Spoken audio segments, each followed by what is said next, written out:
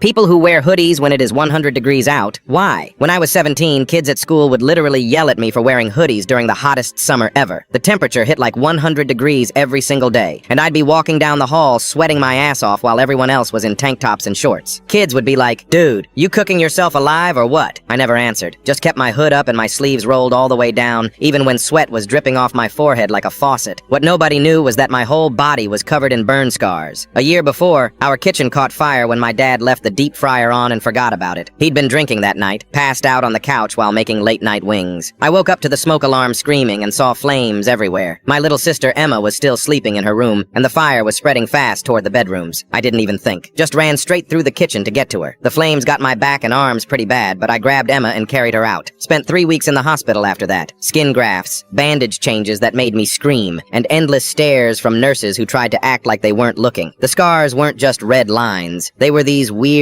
shiny patches of skin that looked like melted plastic, uneven and bumpy, and definitely not something you want people staring at. When school started again, I tried wearing normal clothes at first, but during gym class I had to change my shirt, and this kid Jake saw my back. He literally said, "Holy shit, you look like a zombie." Started telling everyone I looked like something out of a horror movie. After that, I quit gym and started wearing hoodies every single day. I'd rather pass out from heat than deal with people staring and whispering about my scars. My mom kept begging me to try short sleeves. "It's too hot, honey. You're gonna get sick."